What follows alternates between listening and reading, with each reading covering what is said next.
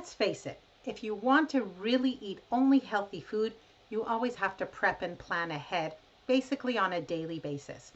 For many people, that really bums them out because they feel like it's cutting into their freedom of their life. Like if they can't be spontaneous around food anymore, because the fact of the matter is that we live in a very obesogenic environment, which means that not taking in advance healthy food, it doesn't mean you'll always manage, because sometimes all there is ultra processed junky food that is addictive, fattening, and also metabolically very unhealthy. It's just making people sick and fat, so, and addicted.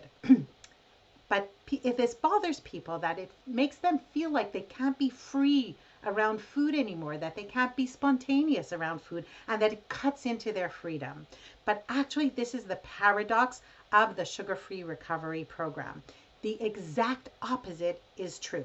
It is what frees you. And I'm going to explain it from a story that happened to me personally. First, welcome to my video. My name is Sippy Livnet. I'm a certified food addiction counselor and creator of the Sugar-Free Recovery Program, which is meant for people who really want to recover from sugar and ultra-processed food addiction and change their relationship with food for life. So if you're interested in that, check out the link below.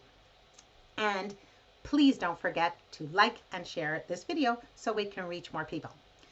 Here is the paradox of the Sugar-Free Recovery Program. Here is why, actually, being willing to give up on your spontaneity around food is what's going to free you. And I'm going to explain it from my own personal life. My team and I make a huge effort to consistently put out high quality videos to help you on your way to health. If you're getting value from these, you can help us reach more people by liking, sharing, and commenting on this video. Thank you. I was going to a very important meeting, and I was late and I had been lazy and I didn't prepare my salad. This was a day-long education. It was like a course, a day-long course. And I was, this was a very good course. And I was late into the course and I hadn't prepared my food the day before. And now I had this dilemma. What do I do? Do I be even later by like 5 or 10 minutes and just throw some tuna and tahini sauce and vegetables into a box so that I have my breakfast at around 10:30, which is when I usually eat? Or do I and then maybe face like, some disapproval from the woman who is organizing this course and the people like coming in late and calling attention to myself, and that was a really uncomfortable feeling, like thinking about that.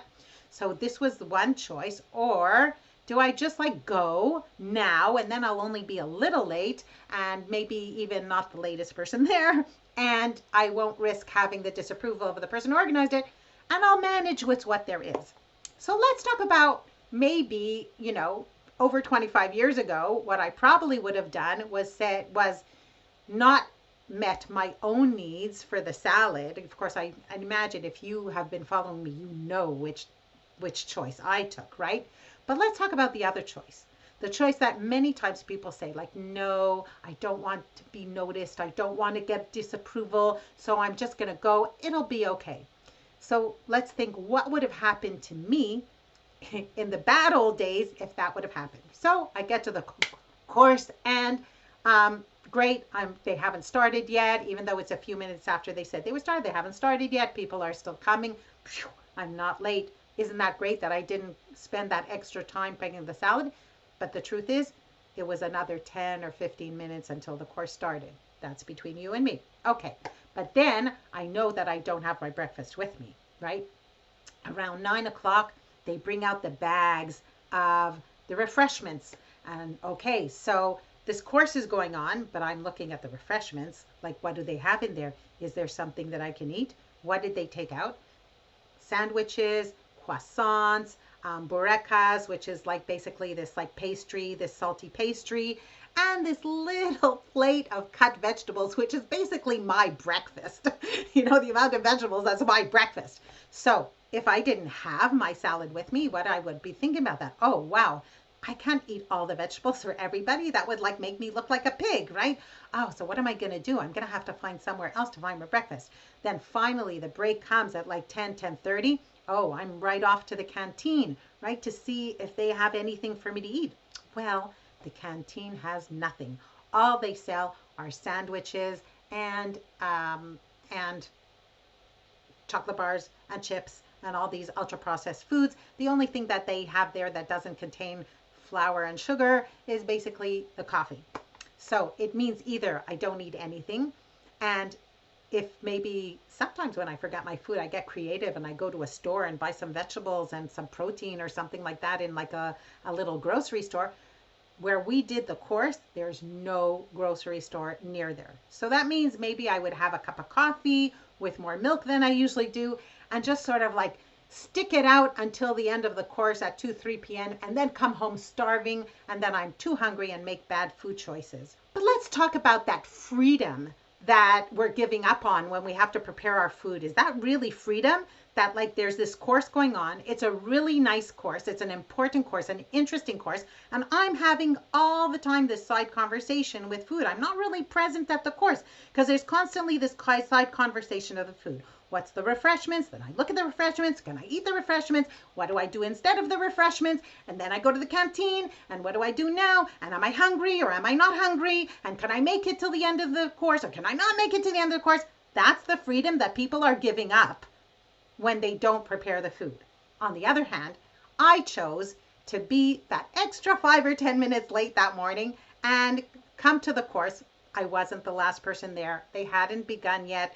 There was no problem with the person organizing them giving me this like disapproving look. And you know what? Even if they had, one time a client of mine said something beautiful. She said, you know what? Sometimes there's situations where somebody's going to feel bad and it's not going to be me.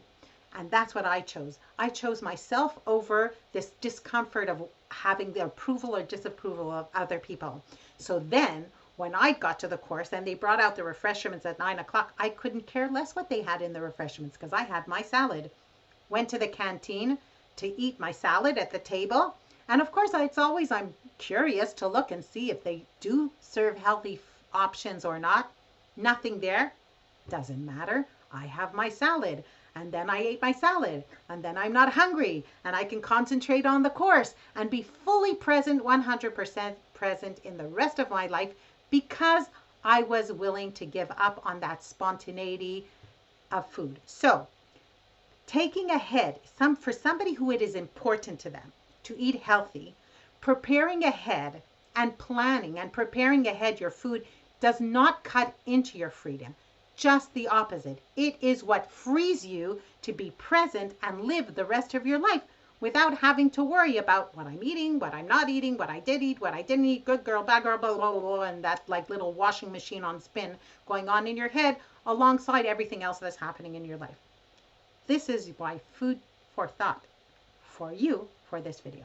So please like and share this video. Check out my sugar-free recovery program if you want to live in food freedom and really get free from sugar and ultra-processed food addiction and change your relationship with food for good. Check it out in the link below, and I'll see you in my next video. Bye-bye.